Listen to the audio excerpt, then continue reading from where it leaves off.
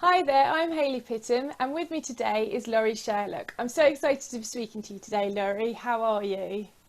I'm doing well, Haley. I'm excited to be speaking to you as well. It's a really funny, interesting time because we got in that beginning resurfacing of some pools opening, some pools aren't opening, some conventions got put online, some conventions are, courses are going to be virtual for some part of it, and etc. And you're very much involved with wave makers, right? With Laurie Yes, Delany's I wave am. So makers. I'm one of the primary coaches for wave makers.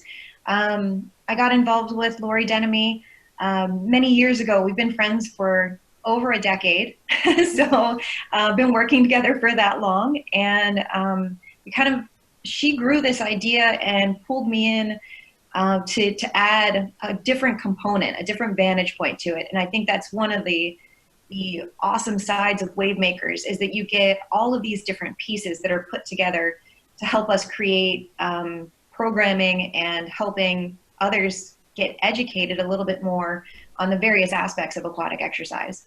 Awesome, that's fantastic. So I'm going to say that when you go to introduce yourself at a party, what do you say is your job? So my job, I would say that I'm a professor. I teach exercise physiology at West Virginia University, and I specialize in aquatic therapy. I actually teach the only aquatic therapy emphasis in the USA. Fantastic. And the Yeah, university students are there getting involved with the aquatic side of their fitness, they will be their soon. therapy. Yes. Yes. Oh, They're yeah. not currently here, but they will be soon. So, how did you get into Aqua Aerobics? What got you on that journey? Well, ever since actually before I could walk, I've been in the water. My parents were both lifeguards. We were just always around a pool, always around a body of water. So I swam before I learned how to walk. And ever since then, I have gravitated to the pool. Anything in, on, or around the water, I'm interested in. So in high school, I became a lifeguard, and then that migrated into me starting to teach. I actually started teaching, got my AEA certification in high school, and started Oh, teaching wow. water aerobics. I would go before high school, teach a 7 a.m. class, go to class all day, and then go back and teach three more classes in the evening. Um, Fantastic. And that was, you weren't even teaching swimming, you just went straight in, or you went straight into doing the aqua side, aqua yeah, aerobic so side. when I was a lifeguard, I got my water safety instruction and taught swimming lessons as well. So I did do the horizontal before I went vertical.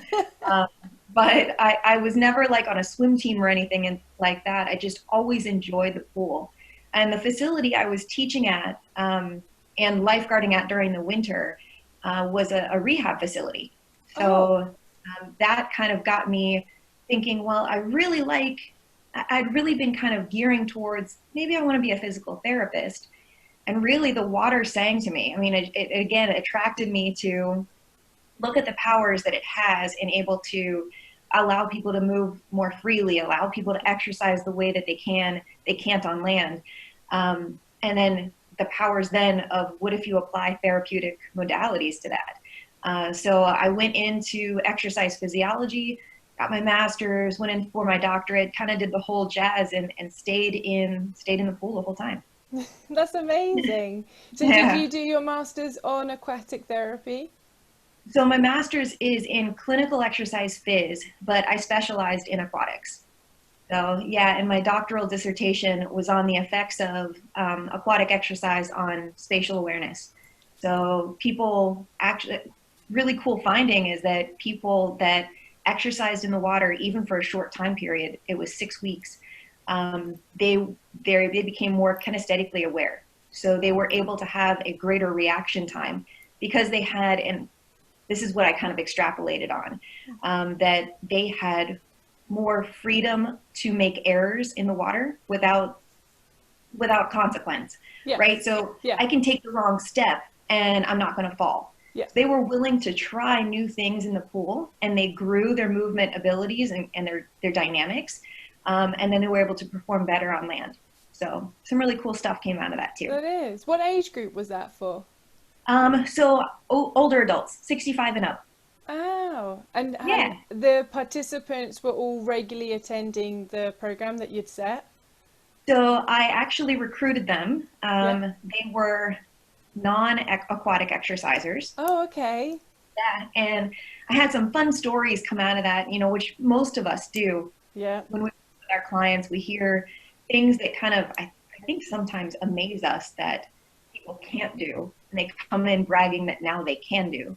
I had one client come in, one guy out of my study came in 2 weeks into the study and he said, Lori, you're never going to believe what was able to do today. I was like, oh my gosh, what did he do? So he's like, I was able to put my shoes on all by myself. He Fantastic. didn't have the mobility to reach his feet, tie his shoes, put his shoes on. His wife had been doing it for him for the past multiple years. So he was able to gain that independence just from a couple weeks of being in the pool. And it's something that's actually very simple, but a daily requirement. It's something that, is something as a regular day. You put on a pair of shoes, you take a pair of shoes off, you might leave your shoes at the door and only put it on when you go out, but that's still every day. Every day, multiple times a day. And it really, I mean, it screams independence, Yeah. right? These little things that we probably take for granted. We don't have to think about like, oh, well, I have to buy slip-on shoes because otherwise I'm going to have to ask my spouse to put my shoes on for me. Yeah. That's not how we roll. So it was really cool to see simple things like that. And the other really great thing was that I finished that project. It's been probably 5 years, 6 years. And most of these people are still exercising in the water. Fantastic. So, yeah, so really cool. It's a lifestyle. It turns into something that like people don't know that they need it Yeah. until they try it. Yes. Yeah. Yes. I love that. That's a really nice way. Until they try it, they don't realize that that's what actually they need in their life. They need that. Yeah. So, do you teach more of the therapy side of things, or do you teach fitness side of things? I think both. I definitely think that there's a fine line between exercise and therapy. Yes. I think it's in really exercise. If you looked at somebody that we want to strengthen their core, I don't care who it is, I don't care what their ailment is, we're going to have really similar exercises for that person. Yeah. And then we're just going to increase the intensity or decrease the intensity as the person needs. I like to teach my students that exercise is where we start in a preventative means as well as an upkeep, a maintenance type of format. But we need exercise, and then we also need to know how to change exercise to make it more therapeutically available to people. Yeah. So I definitely teach both. So we talk a lot about different diagnoses, about appropriateness for water exercise, and then how to change things and like turn up the volume or turn it way down. So your students, are they coming out of it like being able to teach aqua therapy or classes? So that's a good question, and it really is dependent on the facilities. Okay. So I'm not exactly sure how it rolls in the UK, but so my students get AEA certified. Yeah. So I make sure of that. They also get an Arthritis Foundation certification, Aqua Stretch certification, and certified pool operator. Fantastic. So that gives them a nice, well-rounded body of certifications. Oh yeah, I'd like to do that. Yeah. Can I sign up? Yeah. So it gets them started, Yeah. right? It gets them started, and it will help them get their foot in the door. Yeah. Then you have to kind of, a lot of times our students will go on to professional programs. So many of my students will go on to become physical therapists, doctors, PAs, physician assistants, PTAs. So you're seeing a lot of these kids that are getting their base knowledge on exercise, on aquatic therapy, and then going on over into that professional program side of things. Fantastic. And so do you then meet up with them later down the line and see what they're then doing? Do you keep on top of their progressions? So I wish I could say that I did. Oh. I wish I could say that I was better at it. A lot of us are Facebook friends. Yeah. So So I'll kind of see what they're up to when it comes to Facebook. And it always makes me smile when they check in with me. Yeah. I have a student that is one of the strength coaches at a fairly large university here in the US, Clemson. And he sent me an email the other day that made me smile. He's like, yeah, I had my football team in the lake doing water jogging like we learned in Yes. class. Yeah. And I was thinking of you and getting nostalgic. So I do see these students branching off into so many different areas, and spreading that aquatic knowledge, which is super exciting for me. Oh, I think that's amazing. I would love Yeah. that to happen. The idea of starting when the basic knowledge is there, and being able to give them the best of the basic knowledge. Then, oh, that's lovely. Because that was where my next question was going to be. Like, where do they end up? Do they end up in more of the rehabilitation centres and the pools, or do they end up being more high end? But that's an amazing achievement. Yeah, I mean, we have a lot of kids that go into a lot of different places. So I have some that are really interested in the fitness side, and that's what they want to do. So I have a student currently in the Baltimore area, Baltimore, DC area, and she's only teaching fitness classes, aquatic fitness classes. Okay. And she's very good at it, and that's what she loves to do, and that's what she's making her living doing. I have another student that's a strength coach, right? So um, I couldn't even tell you how many kids have matriculated out of the program. It's been a lot. I've been here, I've been teaching I'm going on my 18th year Oh, wow. of teaching this. Yeah. I have students that are running aquatics facilities. On the fitness side of things, I've got kids running aquatics facilities on the therapy side of things. Yeah. So a lot of different walks of life, a lot of kids that are doctors. Yeah. So it's a really cool Oh thing that no, we're that's seeing. that's Yeah, lovely. all aspects of aquatic fitness being covered. And you also said in that list, you said pool plant operators, which is obviously the basics of how to run your swimming pool, the chlorine levels, how to Yeah, keep it safe, how to keep it effective for the swimmers in the water.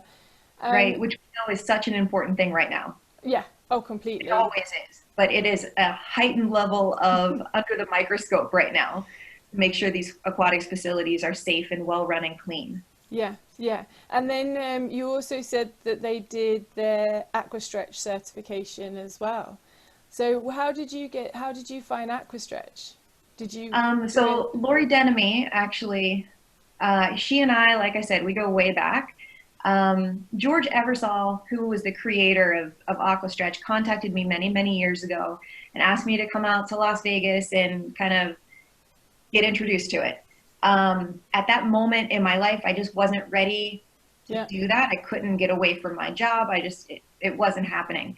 So about a year later, Lori roped me into it, said, "You want to give this a try?" And I said, "Yeah, I'll give it a try." Um, and it is something that there are certain aspects of Aquastretch that I really find extremely valuable. And it is one of those techniques that my students take away as having this like profound moment. Like all of them see differences in their own bodies, which are generally pretty healthy. Um, and some of the stuff that I go over with them, like their favorite thing in the world is that when I show them the hand and wrist stuff, which isn't in the 10-step procedure, but that Yeah. hand and wrist stuff for them, I always call it like their bonus material. And that to them has been a super helpful thing. Yeah. College students are constantly on their keyboards or Yeah. on their cell phones, and their hands and their wrists just get really knotted up Yeah. and restricted. So that's been something that's been super helpful to them. Yeah, no, that's a brilliant because Linda does a lot of so Linda does the AquaStretch, obviously, but Linda does a lot of wheelchair users, and those hand releases for a wheelchair user or crutches or someone that's got a frame, those hand releases are beautiful for them. They're Yeah. such a nice technique for them.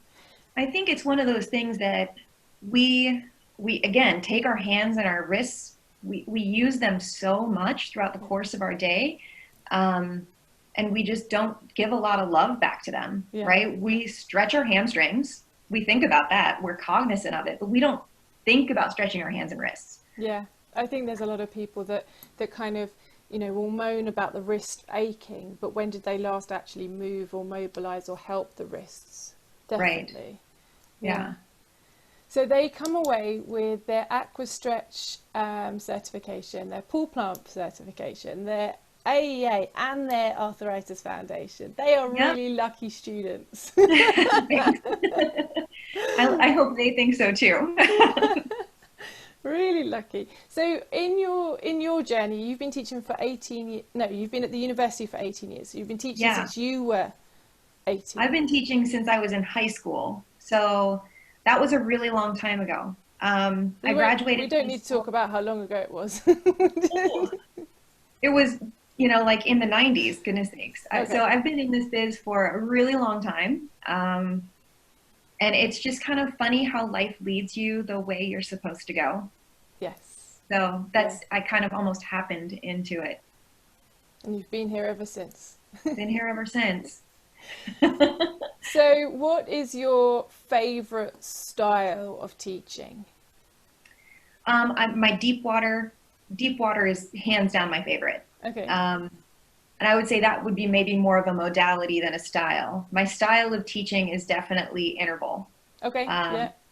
that's I just think there hasn't been anything that's been created that can top it. And I'm not talking about specifically high intensity interval. I'm talking about the whole gamut of using intervals for basic cardio, for base fitness, all the way up to that high intensity realm. Yeah. Yeah. Yeah. Covering all levels with that one. Yeah. So I want to speak about your own training, because normally I'd ask how often you get in the pool. However, I want to talk about your Iron Woman training, because one of the first times I met you, I hadn't actually met you in person. I was crew at IAFC, and there was some crazy ass woman swimming in the pool at 5 a.m. Yep. And that was you. It was me. And Coming in the dark. yeah, and I think my room or something was near one of the pools you were in or something. And I'd woken up with jet lag, and I was like, who is swimming at this time of the morning?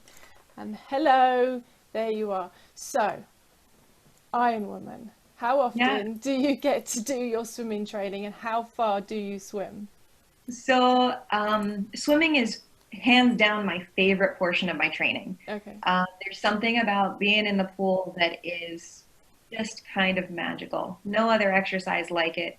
Now, being out of the pool for nearly 2 months, not having access to it, wow, getting started again was rough. So I'm about 3 weeks back into swimming, and I'm so Oh, thankful to be back in. Um, so I would that's say, lovely. So are you back? yeah, Are you back in a home swimming pool, or are you able to it use? is. It's not my home base. It's Yeah, not the pool that I'm normally at, but I've been buying just kind of daily passes and going, yeah. and I'm just super thankful for it. It's a gorgeous facility. It's a giant, like 25 lane lap pool, massive. It's huge. It's a brand new facility. Yeah. 25. Wow. Yeah, it's absolutely, it's gorgeous. Um, so super lucky to be swimming there, Yeah. and they open at 5:30, so I'm there at 5:30 in the morning. I got my laps in this morning. So yeah, I would say on a normal regular basis, I like to swim between 3 to 4 times a week. Yeah. um, and that's my horizontal swimming. When I've been dealing with a bit of an injury, so on top of that, I would say I'm doing aqua jogging Hmm. for maybe 2 to 3 times a week. Um, and I'm happily kind of getting out of that and back into my running shoes. Running, I've been 3 to 4 times a week, and my longest run since my injury was I just did the other day. So I was super happy. I was able to get 13 miles in. But normally, like when I'm really training, I'll go out for a 3 hour haul, and it's no big deal. Uh, Wow. yeah, my bike training, like I would say 3 to 4 times a week on my bike. Longest rides I've done, my longest ride I've ever done was 150 miles in one setting. So it was about 9 hours on the hills of West Virginia. It was a Wow. long day. Wow. So how many, Yeah. sorry, how many lengths do you swim in that time that you go? So this morning I did 3,500 yards. So I that have, doesn't, I I have to know that look doesn't at quite convert. uh, doesn't quite convert. So yeah, we're so silly using yards still, but Oh, so do you get a day off? for training, Well, I, you've kind of said 3 days, 3 days, 3 days, and we don't have 9 days a week. yeah, no, usually I do two sports a day. So with some strength training incorporated in there too. So I do at least two workouts every day. My quote unquote day off is usually an easy run or an easy swim and just one round of exercise.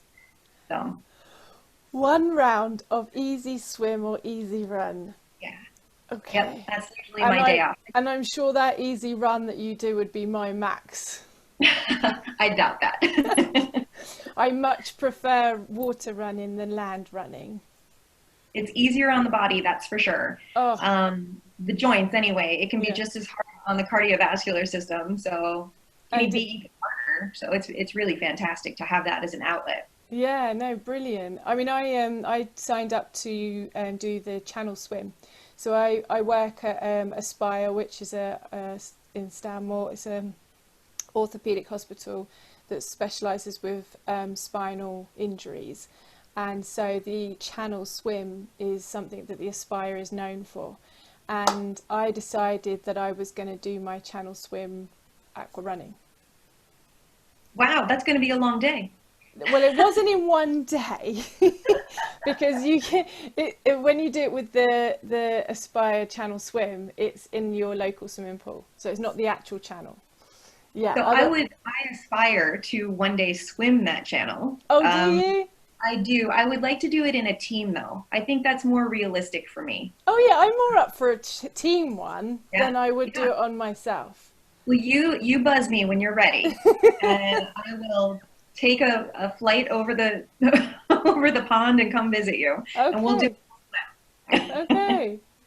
Yeah, there are a few amazing people that have done that swim by themselves, but when I look at it to do it in one hit by myself, I'm just like, no, no, not yet. I've done a couple of distance swims, and I really like them, Mm. but they're not in brackish or ocean water. They're in lakes and rivers, and I know what's in there. It's not going to kill me or eat me. So I like that. So, well, actually, that's a lie. I did something called the Bay Bridge swim, which is you swim in between these two giant bridges. Okay. And it was about a 6 mile swim. It was about a 10K. I think it was about a 10K. Really hard as far as like ocean waves and tides. Holy cow, the Yeah. tides were really something to deal with. And I know that with the channel, that's a big part of planning your swim, Yes. making sure you're with the right tides. Otherwise, you might not hit land on the other side. Yeah, so um, it could almost take you like double, or if not, take you backwards.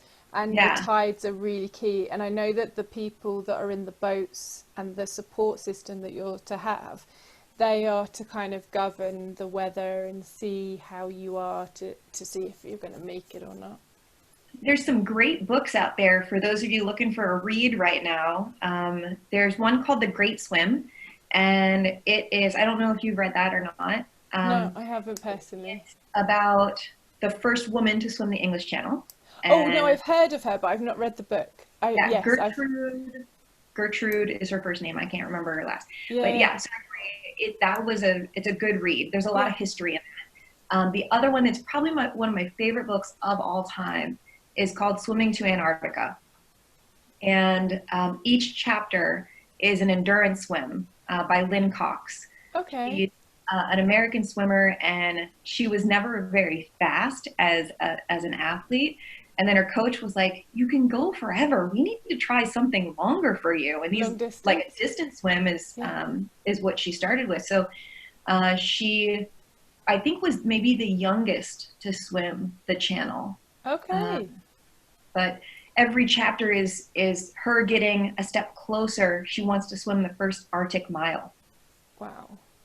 So yeah, Wow. really good book. We've got a guy who's just swum around England, and Wow. his name's Ross, but I can't remember his second name, and he's just written a book, and I think he's done the channel. He's done so much. He's an amazing athlete. He is super intelligent and super lovely, really nice guy. But I need to figure out what his second name is. But he's his first name's Ross, and I'm sure we'll get comments underneath it of people that will say, "Is this him?" Is this his name? Well, you have to think though. So like, yes, I want to do this one of these days, but are my shoulders gonna hold up? So like, you have to think about like, how does swimming for multiple hours, how is that? And training, the training that goes behind it is so tremendous. Yes, I was swimming for my swim, which wasn't, I mean, it was not swimming around England by any means. It was just like a 10K. I would strap myself to the side of the pool so I could just swim in place so I wouldn't have to do flip turns. Yeah. And I would bungee myself and I would just swim for hours. And in fact, one day when I was swimming, I was so tired and I fell asleep while I was swimming because, you know, it was just that rhythm. And I was swimming and I just fell asleep and quickly. Amazing. Yeah, I woke up. I was still swimming. I woke up when I went to take a breath in and it was water. But yeah, it's crazy. Wow. About how these folks put the hours in and going out in the elements and really just the shoulder complexes. It's rough. It's got to be rough. So I hope that they are trained in that posterior chain. Well, I tell you something with Ross, the one thing that I remember vividly in total shock, his lips got affected by the salt. Oh, absolutely. And all the skin. Yeah. Not very nice. And his feet, the sole of his feet all fell off as well. Oh. Yeah. I think that was my put off basically. I was like, no. Yeah, I know that you've got to really protect yourself. Salt water is rough on your body. Yeah, it is. Yeah, you're really not convincing me to get in again and try this channel swim idea. But you never know. I will maybe reconsider the idea next year, and I'll give you a bell. All right, sounds good. So throughout your journey and throughout all this time of you being in the fitness industry, what have you noticed has been the change? What have you noticed, anything different occurring? Anything that's new that wasn't here when you first came? So when I first started, which was many, many years ago, as we've already established, I saw water exercise as being extremely basic. We kind of did the fairly basic dance aerobic, do these exercises in sequence, kind of continuous training. There wasn't a lot of variability in aquatic exercise. And now you see as many formats in aquatics as you do on land. Yes. And that's exciting. And that will also bring more and more populations to the pool. So I think in my time in the water, that's the biggest change I've seen. Yeah. And so what has been one of your biggest challenges? Have you had anything that's been a huge challenge to overcome? This. Not having a pool. I'm finding that many of my clients currently that don't have access to water, their use of medications, for pain medications, for arthritis, for blood pressure, for diabetes, for all of those things is going up. Yes. Their mobility is going down. Their motivation to move is going down. Yeah. So just kind of hearing this secondhand, hearing this from my folks. And that's a really frustrating thing because I'm trying to provide them outlets. We actually started a YouTube channel called Mountaineers Move. Mountaineers, that's our mascot here at WVU. Oh, okay. So at West Virginia University, that's our mascot. So we started this Mountaineers Move website where our senior level exercise physiology students are creating 10 to 20 to 30-minute videos, exercise videos that people can exercise at home. So I'm trying to get them motivated to do those types of things, but it's really hard when you know how it feels when you exercise in the water and how effortless it is on as far as impact goes. It's a hard shift to go back to land-based exercise. Yes. So I think this is the biggest challenge that I've ever faced, for sure. Outside of that, I think another huge challenge that probably all of us face is leading people to the water. So once you get them in, the job's easy, right? Once you get them to try it, and once you get them into the pool, the job is easy. They are bought and sold, done. They're ready to sign on for 20 more sessions.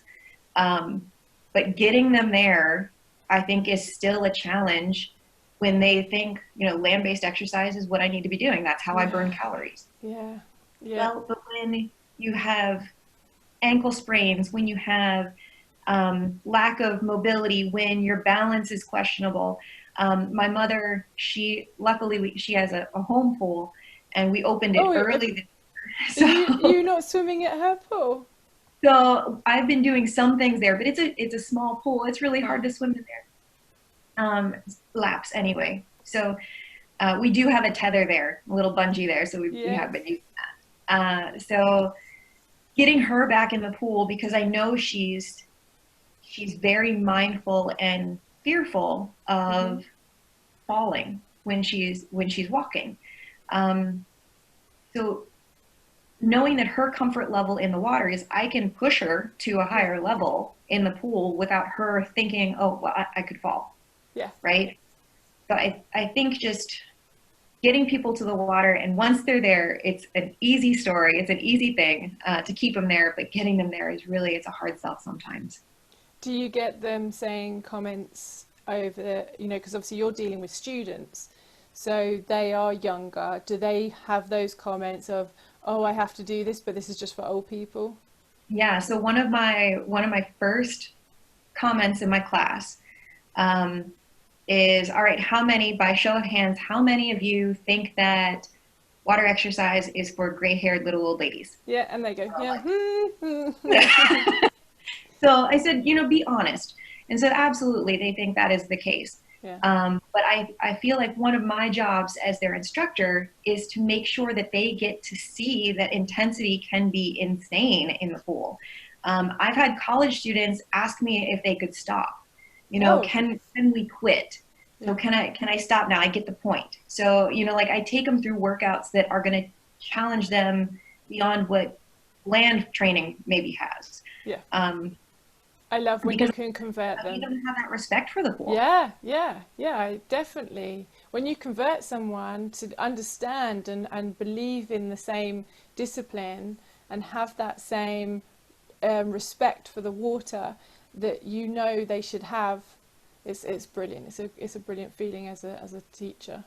Yeah, it's really great when you hear them say, oh my God, this is really hard, or holy cow, I had no idea water was so heavy. I love the one where it says, I didn't realize you could sweat in the water. Yes.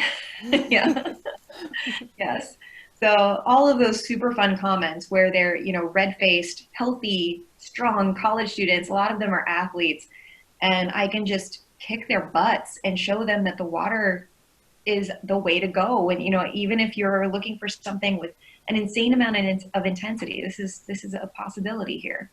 Yeah, fantastic. Do you have any athletes that you train on your own personal training? So I don't do a lot of personal training. However, I have the reputation of taking in broken little birds. So like a lot of the coaches at WVU will say, I've got a cross country girl that she sprained her ankle, or she's got something going on. Our distance runners are first to be injured as far as our overuse issues. So I get a lot of runners that come into my deep water running class, and they're exercising alongside my 90-year-old with a pacemaker and my 50-plus-year-old, and so like we've got this Love wide that. variety of people, and they're getting the workout that they need. Yeah. But yeah, so I do get a few injured athletes that I get divers and swimmers and runners, and every once in a while a wrestler. I don't usually get many football or basketball players because they actually have their own small pools at their facilities, at the stadiums and at the coliseums. So Yes. Yeah. So they have their own training in-house. That makes a bit of a difference as well. Do you ever get the coaches come to you to ask for advice on how to help them in the water? no, I don't. Oh, that would be nice though, wouldn't it?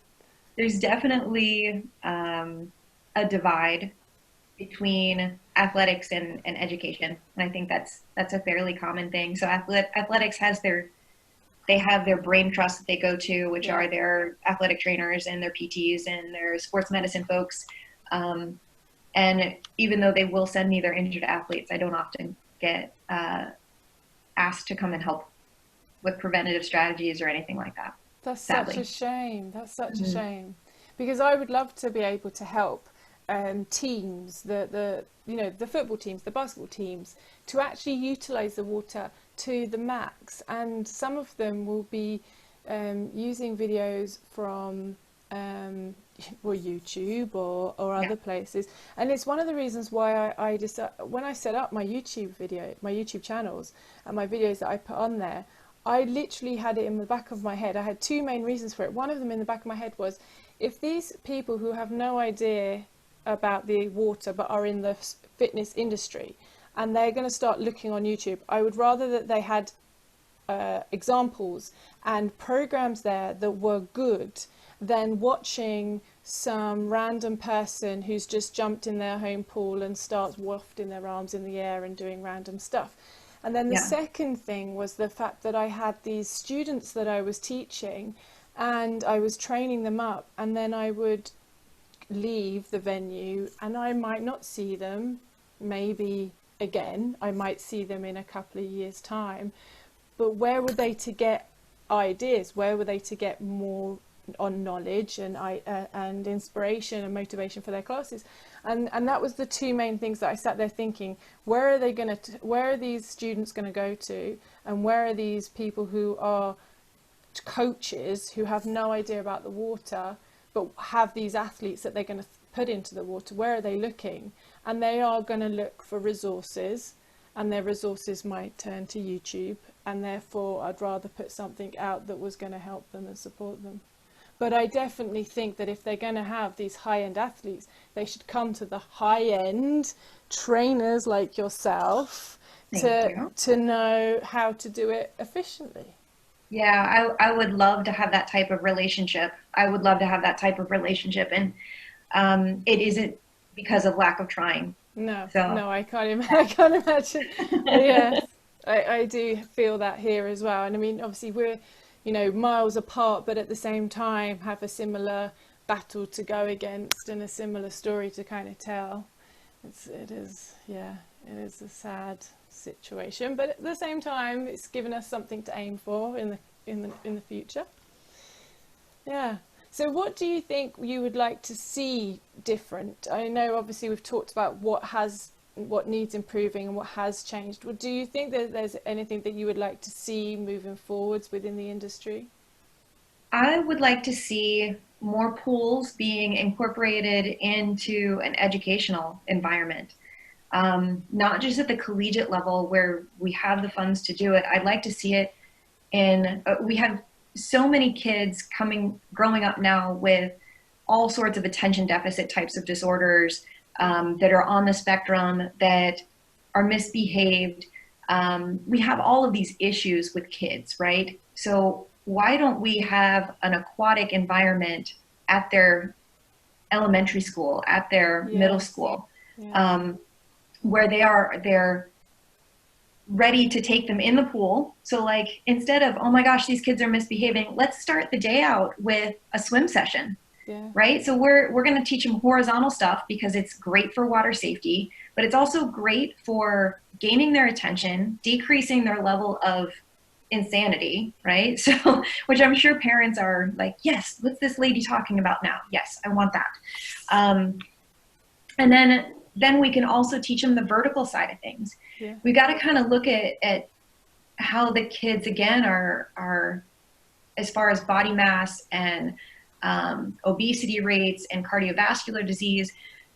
All of these things are trending upwards. Yeah. Not just trending upwards, they're escalating at a very fast pace. So when you're looking at numbers where you've got kids becoming obese and having cardiovascular risk factors to the point where we don't think they're going to live as long as their parents, we need to do something. Yes. And I think that aquatics is the way to start. I commonly call aquatic exercise the gateway to exercise. I like that. So I think that when you think about, well, I don't like to exercise, or you hear people say this all the time, right? Yeah. I don't like to exercise, or exercise doesn't feel good. Have you tried water, right? So you can get people started in the water. They have a better understanding of body position when you get them in the water. They get more proprioceptive information and feedback. So not only are we teaching them how to move, but we're teaching them how to move better, right? Yeah. If we start that at the age of children, just think about the impact it could have as they grow up, as they grow older. Yeah. And also the positive impact for us as aquatic fitness professionals, right? So all of that's really I think it's just something for us to consider on how to get more aquatics into that educational side of things for younger kids. That would be amazing. We have about a year or so ago, we have what we call a mile, just a 15-minute mile. The kids at school have a 15-minute break where they do a mile. They walk around their playground or their field, and they are to do a daily mile. And I don't know if it's in every primary school. I just know that there is a lot of primary schools doing it, because they have noticed that by doing 1 mile every day, their 15-minute mile, their attention span is better, their focus is controlled, and they are able to put a lot more effort in. And I do know that there is a lot of children that are coming up now that are very inactive. And they also follow by example, and there's probably less activity, and there's definitely less playing in the streets. But if there was that 15-minute mile for those who aren't a fan of that in the water, where they, I mean, 15 minutes is not going to happen in the pool, because by the time you get dressed and undressed, you've done at least half an hour. But to have the kids getting in and doing some swimming prior to their lessons starting would be definitely, for someone that's got ADHD, would definitely calm their senses. I'm not sure if there's so many schools that have closed their swimming pools here, so I don't know if you'd have them there as often. But I did used to have a school where I taught the swimming every summer, and I would turn up from about April time, and they would have regular lessons all the way through till summer holidays, and then in summer holidays it would be open throughout the summer holidays. And I think they filled it in a couple of years ago. Yeah, I know. So I think one of the biggest challenges, again, for us as aquatics folks, is that pools cost money. Yeah. They cost money. And every year that they get older, they cost more money. Yeah. So I think that's a huge challenge that people don't usually budget for. Yeah. So that's a big issue, and I think it's not going away. It's not going away, particularly now. I mean, when we look at how the economy is just really, it's in a world of hurt right now. Most in the U.S., we're having many pools, summer pools that usually would be open. They're just choosing not to open because it's actually cheaper for them to stay closed. Yes, yeah, I think there's a lot of that happening here as well. Unfortunately, we haven't, as I film this, we are not yet able to open the pools, and our swimmers have been on the news a lot to try and say, come on, even just open the outdoor ones. Like, let's just have the outdoor swimming pools open. But they opened up the reservoirs and canals, right, or local pools, not pools, sorry, ponds. Mm-hmm. And I have a pond at the end of my road. There's a lovely family of ducks in there. So, you know, when that happened, I did post up, does anyone want an aqua class in the pond at the end of my road? But I mean, it's ridiculous for them to open up the ponds and the swimming in the algae and the ducks I know. all around you, but they won't open the outdoor swimming pools. So there are going to be a lot of changes that occur, and I do think there's going to be some that don't open because of the finances aspect. It will be easier for them to be closed. Mm-hmm. Such a shame. It is.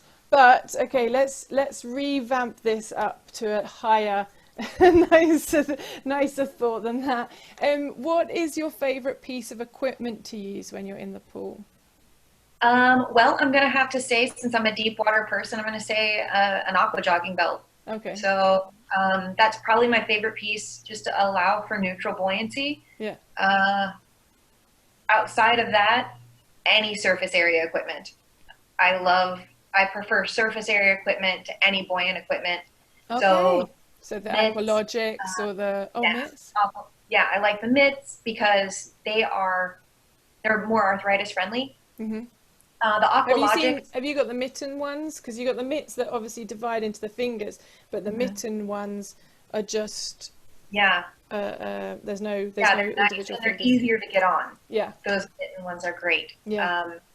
And then the Aqualogics actually work great for people with challenges in their hands too, because the handles are so large that they don't have to have a tight grip. Yeah. So that's really nice too. But yeah, surface area equipment for sure is my pick. Have you ever tried those paddles, the yellow paddles, Mm-hmm. that you can then dial in? They're fun, but they are incredibly easy or incredibly hard. You can really vary the paddle strength. They're another good surface area one to use, aren't they? Yeah, I enjoy them as well, for sure. We use them a lot in therapy. Yeah, yeah. When we get in the pool, we'll be back playing with the toys. Very soon, hopefully. So this question is Linda's question. I add the fact that it's Linda's question because she's the one that added it in. And it is, when you retire, which we all now say that we won't be retiring, what would you like to be? Oh no, I will retire. Oh, you that will? will happen. Yeah? Are you looking forward to that part?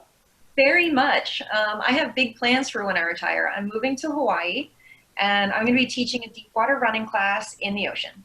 Yeah, I love it. That's my retirement plan. That's amazing. And does your husband know about this?